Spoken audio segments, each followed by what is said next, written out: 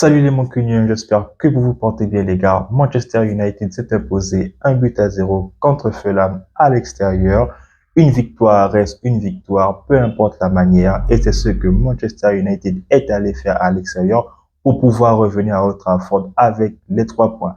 Donc les gars, on va revenir sur cette victoire-là possible de la part de Manchester United où les hommes de Ruben Amorim vont encore une fois donc quand même respirer parce que oui, ça fait quand même 2 matchs d'affilée où Manchester United s'en sort avec des victoires.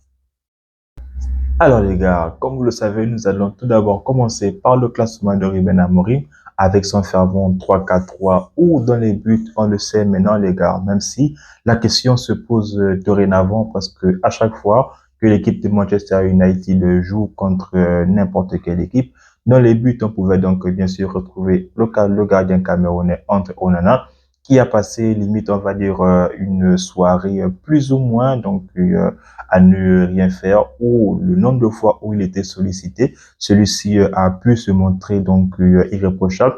En plus de ça, cela fait très longtemps que Manchester United n'était pas sorti d'une rencontre sans encaisser le moindre but. Et aujourd'hui, ça fait quand même non seulement du bien pour le club, mais aussi pour André Onana parce que oui, donc un clean sheet reste quand même donc quelque chose de positif pour un gardien.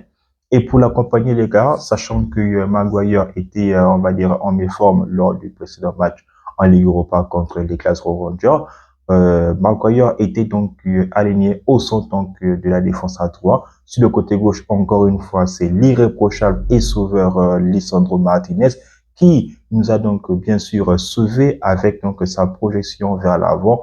Aujourd'hui, donc, nous délivrons encore comme il l'a fait face aux Glasgow Rangers, donc jeudi en Ligue Europa. Là, il a récidivé en marquant donc le seul but de la victoire de Manchester United.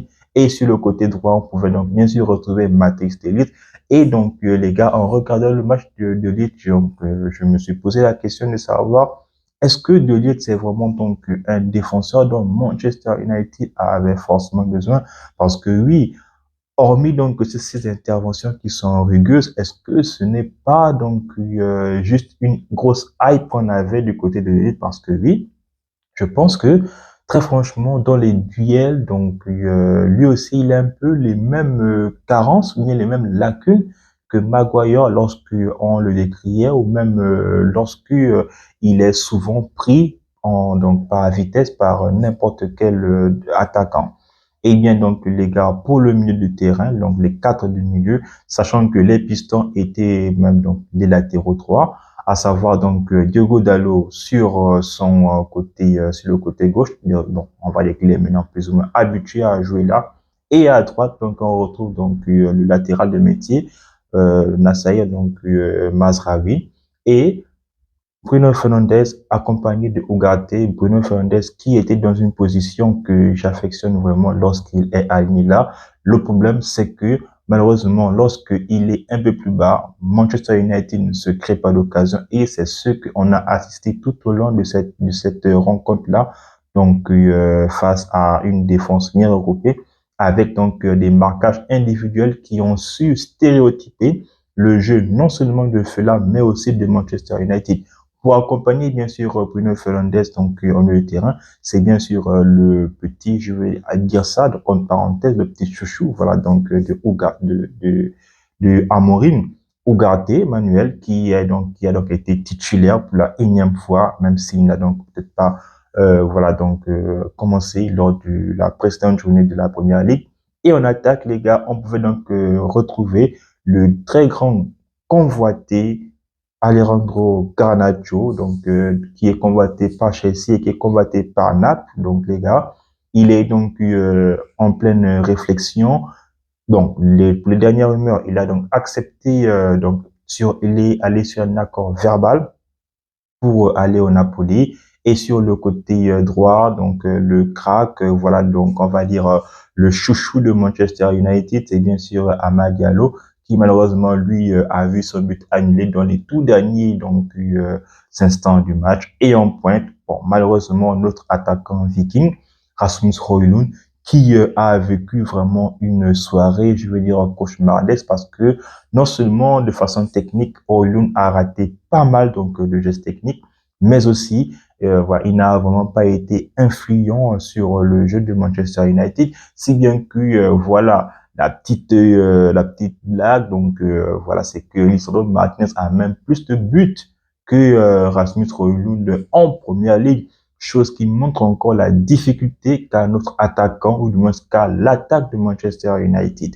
Donc les gars, c'est avec ce classement-là que Amorim est arrivé à Craven Cottage pour pouvoir donc remporter les 3 points que United a tout de même réussi à faire. Mais les gars, la rencontre du Fulham et de Manchester United, très franchement, donc pour ceux-là qui n'ont pas suivi cette rencontre, je pense qu'ils devraient forcément s'ennuyer parce que les 45 premières minutes, on va dire que c'est plus ou moins Fulham qui avait la main mise sur le ballon.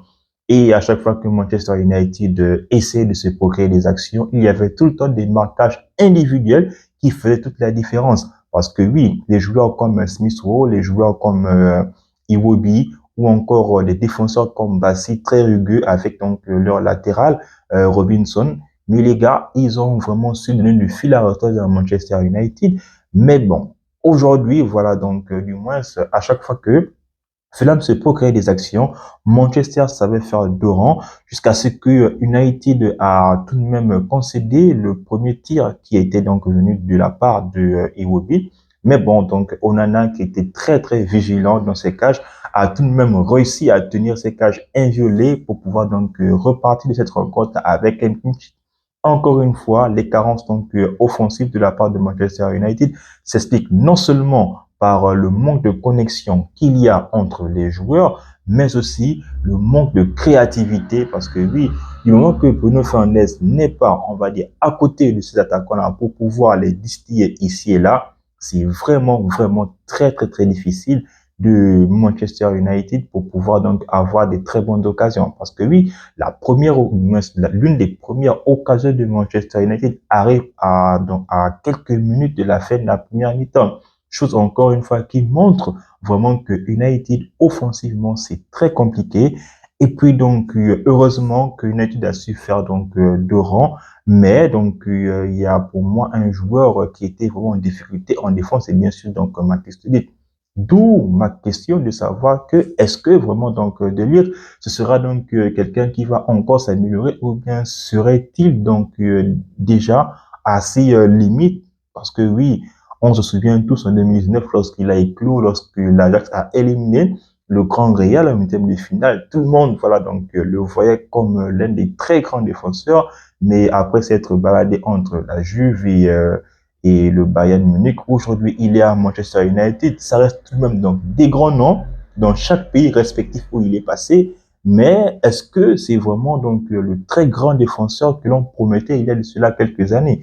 Reste à savoir donc ce que l'avenir nous dira. Mais aujourd'hui, force est de constater que malheureusement, donc la façon dont nous défend De Ligt, bon, très franchement, je ne vois pas tellement une grosse différence qu'il y a entre lui et puis un certain donc, Victor Lindelof.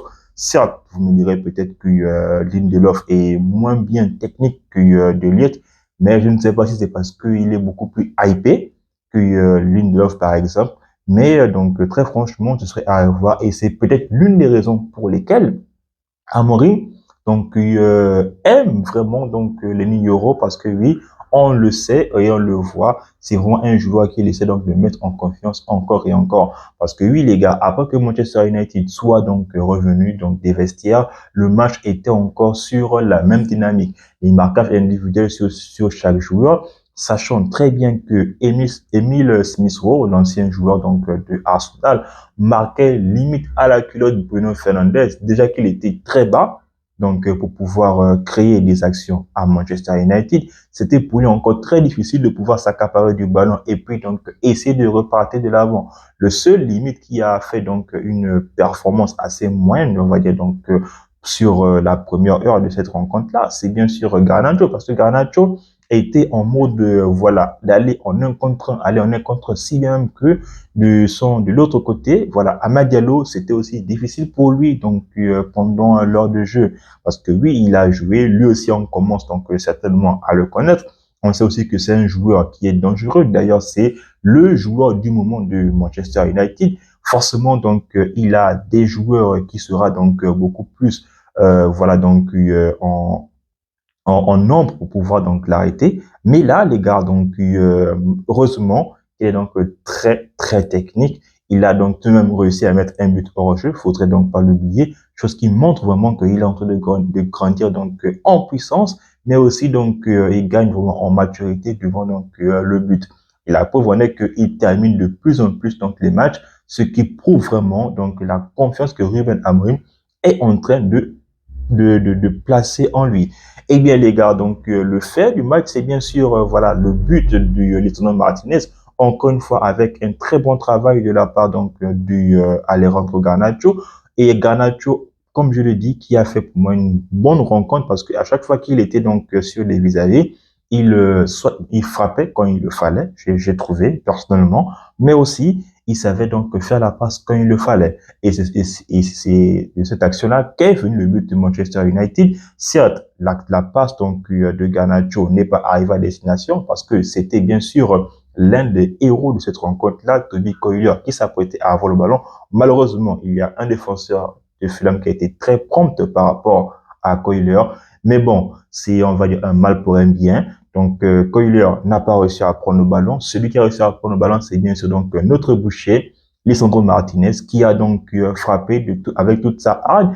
Et puis les gars donc qui a réussi tout de même donc à lober, voilà donc Bertleno, l'ancien gardien donc de Arsenal. C'est forcément que du bonheur parce que oui, à ce moment-là, tous les fans de Manchester United, moi y compris, étaient donc tous contents parce que enfin ce match assez pauvre en occasion, assez pauvre donc dans le jeu, était vraiment donc débloqué par qui? Un défenseur. Les attaquants n'ont malheureusement pas réussi à se mettre en évidence. Rasmus Højlund, donc on a payé les frais parce que oui, il a fini par sortir. Donc lui, il est vraiment en concurrence, donc on va dire positive, voilà, avec Zirkzee. Lui aussi, donc ça ne va pas fort pour lui, même si pour Zirkzee, ce n'est donc pas son poste de prédilection, mais celui-ci donc s'adapte encore et encore. Celui-ci a fait comprendre donc dans les médias que voilà, donc il aimerait prouver sa place à Manchester United. Il aimerait donc se battre pour ce club. Et c'est l'une des raisons pour lesquelles je pense que Ruben Amorim donc lui accorde sa confiance. Mais voilà, donc Manchester United a failli encaisser le but égalisateur. Parce que oui, quand Adama Traoré est rentré du côté de Fulham, ah, les gars, franchement, on pouvait vraiment s'attendre à une égalisation. Mais heureusement, Toby Coyle était vraiment donc au second poteau parce que Onana était complètement battu. Il a réussi à sortir le ballon donc sur la ligne.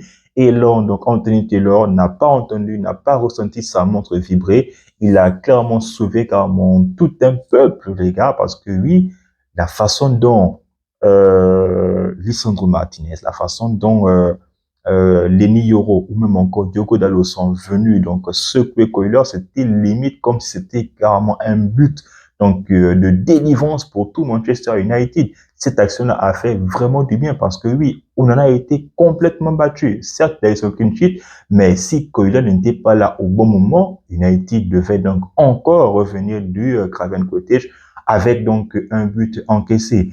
Même si on sait aujourd'hui que Craven Cottage donc a fait là. C'est donc un stade qui réussit plutôt bien à Manchester United.